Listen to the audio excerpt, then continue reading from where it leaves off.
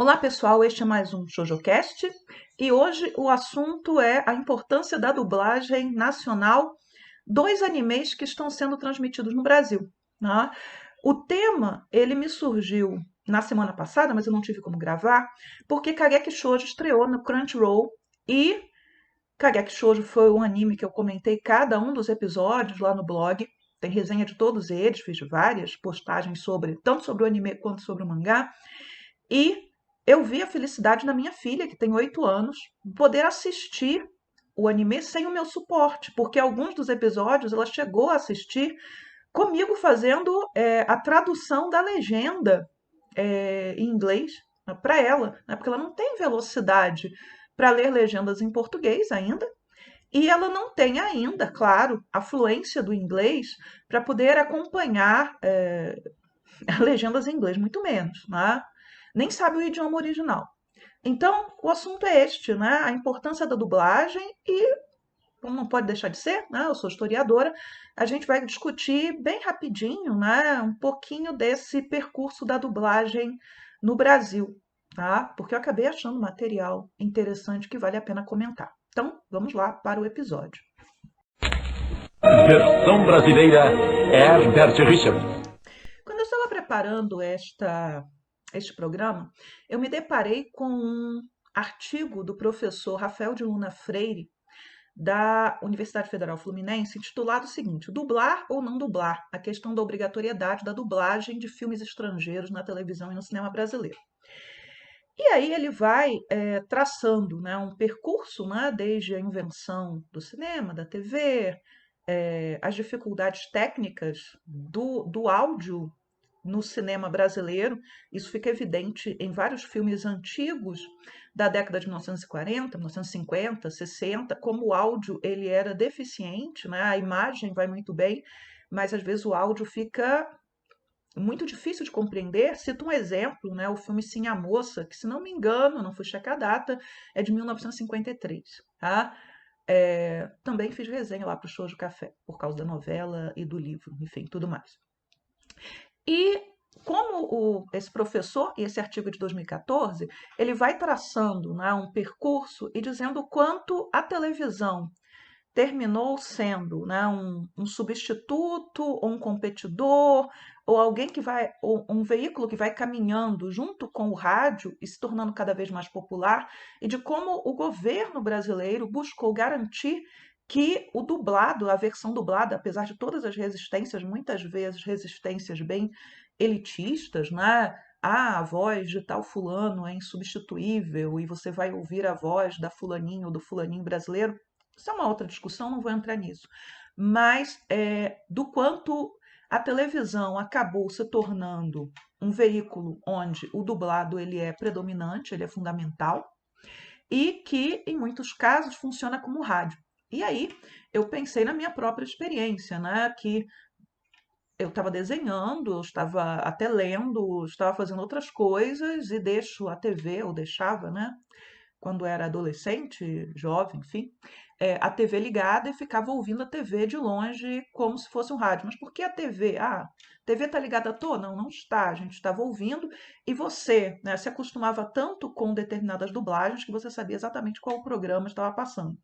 Minha filha assiste muitos desenhos animados e hoje, efetivamente, eu acho difícil reconhecer qual é a animação simplesmente por ouvir uma voz, porque efetivamente, e aí é uma crítica minha, algumas das interpretações são tão iguais, né, tão sem nuances, que é difícil saber quando é num desenho ou no outro. Você reconhece a voz do dublador ou da dubladora, mas você não consegue identificar qual é o que está passando efetivamente.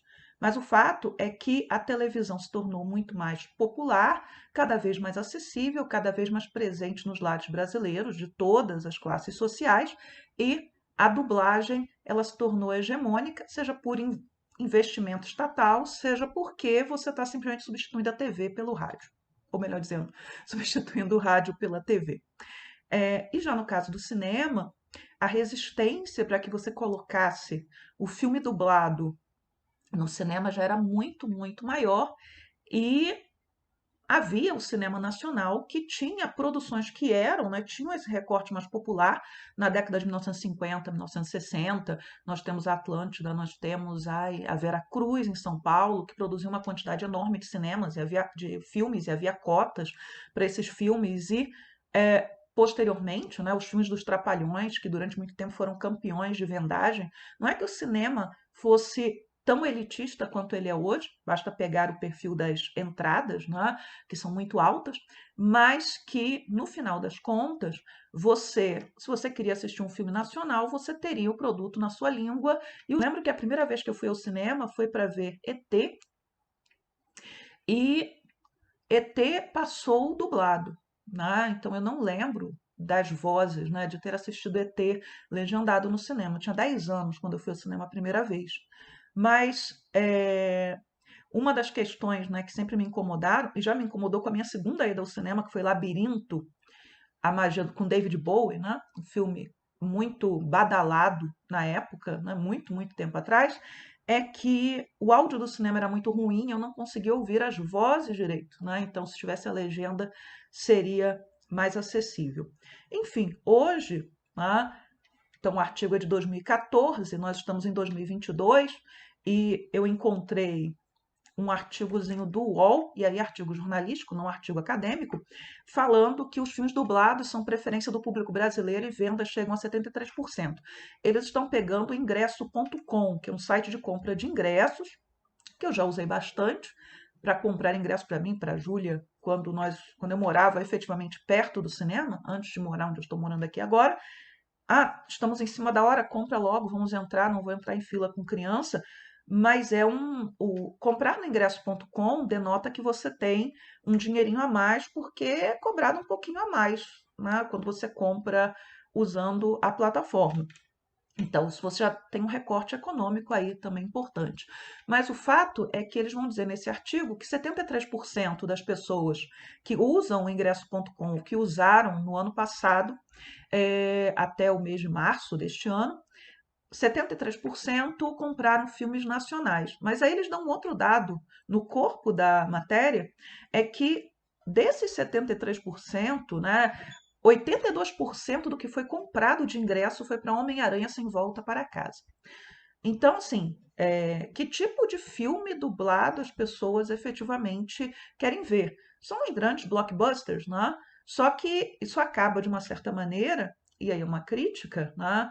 Porque eu vejo isso evidente até em Brasília atualmente, no Rio isso começou muito mais cedo, principalmente nas periferias, é que você não tem mais o oferecimento do filme delegendado nem na última sessão dos cinemas, por exemplo, da Baixada Fluminense, ou de certas regiões da Zona Oeste do Rio de Janeiro, da Zona Norte do Rio de Janeiro. Então, por exemplo, quando estreou aquele filme do Spielberg, Cavalo de Guerra, apesar dele ter um público certo, fãs do Spielberg, ele não estreou na Baixada Fluminense porque ele não tinha cópias dubladas. Tá? Problema não ter cópia dublada, é uma crítica, mas ao mesmo tempo você não oferece nada que não seja dublado e parte do princípio que esse público quer assistir o dublado, né? Quando muitas vezes pode ser uma questão de comodidade, né?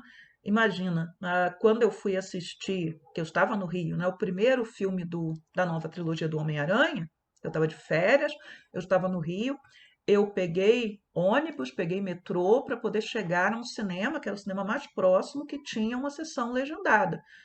Eu poderia simplesmente ir assistir muito mais perto, mas teria que ser dublado. Quer dizer, hoje eu só assisti o filme do Doutor Estranho aqui em Brasília, em uma sessão cedo, mais perto de mim, ou mais perto do meu trabalho, melhor dizendo, porque o único cinema, o cinema de arte, né, o Liberty Mall, que geralmente só faça filmes, ou filme nacional, ou filme italiano, israelense, russo, enfim, o que seja, ele, no retorno da pandemia, decidiu botar uma das suas salas passando esses grandes filmes pipoca. E aí já está tentando mudar um pouquinho o perfil do cinema, mas eles não iam colocar o filme blockbuster dublado. Então eu consegui assistir o Doutor Estranho lá só por causa disso. O fato é que eu realmente acredito que é importante que todo material audiovisual que estreia no Brasil, seja no cinema, seja na TV, tenha uma versão dublada No cinema tenha pelo menos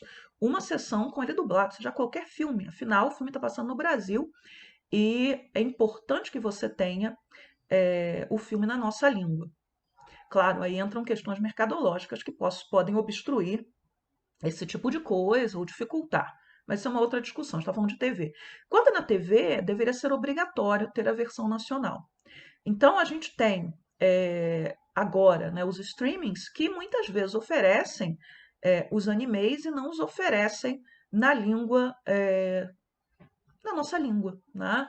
Então isso acaba, de uma certa maneira, excluindo pessoas, então excluem as crianças, excluem os idosos, muitas vezes que não conseguem ler as legendas, excluem ou dificultam a vida da pessoa que efetivamente prefere ver dublado, né? Porque não há como negar isso, né? Quando a gente assiste um filme ou um desenho ou qualquer coisa que não esteja na nossa língua, ao invés de da nossa concentração estar somente na imagem, no filme em si, você vai ter que desviar a sua atenção, você vai ter que ficar negociando, né? Olha a legenda, olha a imagem, olha a legenda, olha a imagem. E isso efetivamente dificulta que você possa aproveitar 100% do material que você está assistindo. Então, assim, eu conheço gente que prefere assistir dublado, não porque não seja capaz de ler legenda ou de apreciar as vozes originais,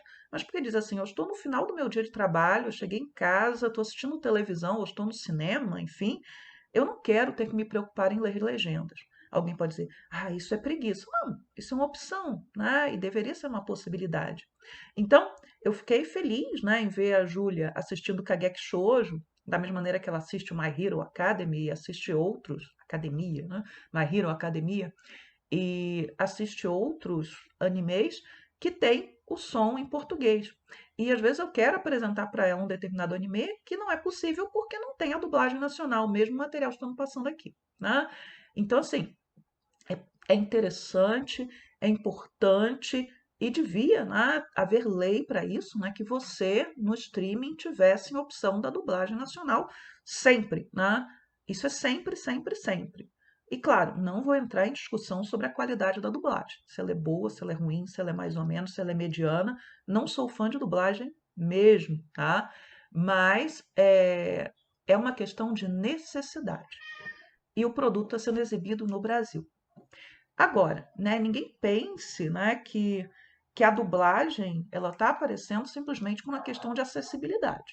Porque se a acessibilidade fosse o tópico principal, nós teríamos que ter, por exemplo, a opção de colocar lá, né, a língua brasileira de sinais, alguém no cantinho fazendo a língua brasileira de sinais para que as pessoas que são deficientes auditivas pudessem assistir, ou teríamos que ter a opção no áudio, da audiodescrição para que os deficientes visuais pudessem assistir, isso não é oferecido. Isso não é oferecido nem no cinema, tá? Então, assim, quando alguém me vem e diz assim, não, há uma questão de acessibilidade como prioridade, isso é muito relativo.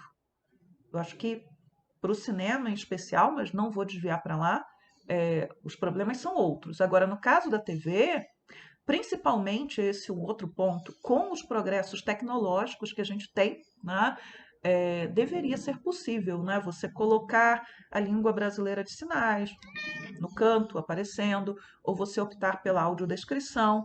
E claro, né, deveria ser importante você ter uma diversidade de legendas. Né? Algo que me irrita muito é, muitas vezes, quando você vai ver a legenda, né? Então, estou assistindo alguma coisa na TV, que é uma produção inglesa, americana, falando, eu quero a legenda na língua da produção. E só tem a legenda em língua portuguesa, né? Ou é português ou é sem legenda. E aí eu vou lembrar de quando lançaram o filme de Utena, o filme animado de Utena no Brasil, que nós tínhamos a opção do áudio em japonês, do áudio em português e, se não me engano, acho que não havia nenhuma opção de legenda, só havia opção de legendas em português. E aí vou fazer um comentário, né? Se eu comentei que muitas vezes lá atrás a dublagem muitas vezes não está diferenciando, né? O dublador não está interpretando personagens diferentes de forma diferente, a gente vê também a qualidade da legenda caindo muito no Brasil, da legendagem. Tá? Isso já vem de muito tempo. Né? Algumas vezes são omissões, quando você conhece a língua, você sabe. Né? Algumas vezes são, né, erros grosseiros mesmo, né? Porque da mesma maneira que quando você faz a tradução de um livro, você muitas vezes precisa de um tradutor, que é aquela pessoa que vai fazer a tradução grossa do livro, e você precisa de um revisor técnico, né? Porque muitas vezes o tradutor ou a tradutora não conhece termos específicos e a editora ou quem está pagando pelo serviço não convida. Então, não vai contratar o revisor técnico. Então, eu tive um amigo que foi revisor técnico de um livro muito importante que saiu sobre Idade Média, isso vários anos atrás, acho que era um romance, inclusive, mas que usava termos, romance histórico, e que ele foi contratado pela editora para que ele fizesse esse trabalho de revisão de termos. Então, isso é muito comum em filme de guerra, né? Mas isso acontece em anime também. Né? Eu tenho um marido muito detalhista e que tem conhecimento da língua japonesa muito maior do que o meu, muito mesmo, em que muitas vezes ele fica muito irritado, né? Ou quando ele assiste um filme de guerra, um documentário de guerra, com a escolha equivocada dos termos, preguiçosa dos termos, né? Muitas vezes. Então, assim, os recursos tecnológicos nos dão vantagens que a minha geração na adolescência não tinha. Eu lembro da minha alegria, e eu comprei, né? Quando eu comprei a minha primeira televisão com closed caption, que você poderia colocar o áudio original de um filme, e caso tivesse a legenda acoplada, você poderia assistir com legenda, né? Como aquilo me deixou feliz, né? Então, o progresso tecnológico tem nos dado opções que outras gerações não tinham. Então, de você ter um material dublado para quem precisa e quem quer o material dublado, de você ter na língua original para quem quer na língua original, e você ter as legendas para quem quer também. Então, acho que no caso do streaming, né, não deveria haver a opção de não oferecer. Né? Todo anime que fosse lançado por aqui deveria ter a dublagem nacional como uma escolha é, de oferta obrigatória, tá? Então, esse programa era isso, era para falar disso mesmo, né? Que a Geek Shoujo estreou. Se você não assistiu porque não teve acesso na época em que estava sendo lançado, não usou de meios que eu usei para assistir, aproveite, o Crunchyroll colocou o anime no ar, tem com áudio original, legendado em português, tem com áudio em português. Vou deixar o link para um vídeo que foi feito pela Mu, lá para o Omelete, entrevistando as dubladoras.